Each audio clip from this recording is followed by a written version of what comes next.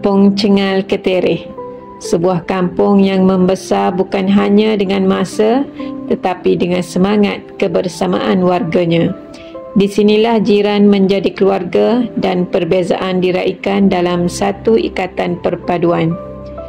Kawasan rukun tetangga Kampung Cengal menjadi nadi yang menyatukan komuniti, menggerakkan aktiviti dan memastikan keharmonian sentiasa terpelihara. Setiap program yang dianjurkan bukan sekadar memenuhi kalendar tetapi membawa makna, membina hubungan dan mengukuhkan kepercayaan sesama kita.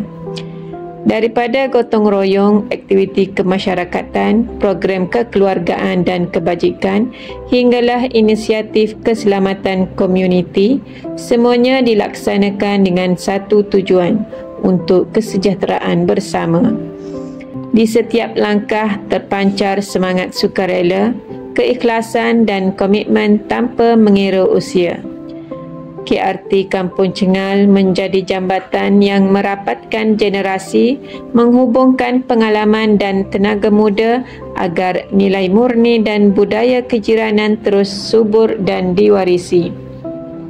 Dalam menghadapi cabaran semasa, kita belajar bahawa kekuatan sebenar terletak pada kesatuan, kerjasama dan rasa tanggungjawab terhadap komuniti.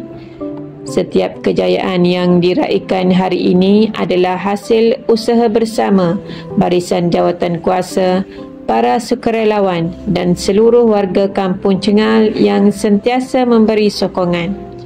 Terima kasih atas masa yang diluangkan, tenaga yang dicurahkan dan semangat yang tidak pernah luntur demi kampung tercinta ini. Malam ini kita berhenti sejenak untuk menghargai perjalanan yang telah dilalui, mengimbau kenangan dan meraikan kebersamaan.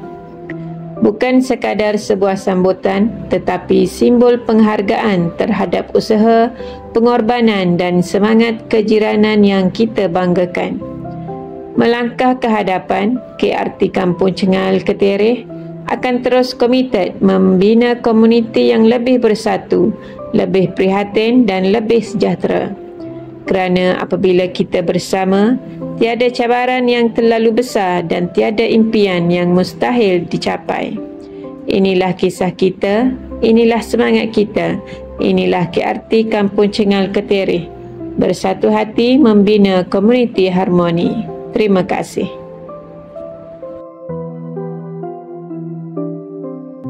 Saya bangga menjadi sebahagian daripada keluarga KRT Kampung Cengal. Tepat. Kami bangga menjadi sebahagian daripada keluarga KRT Kampung Cengal.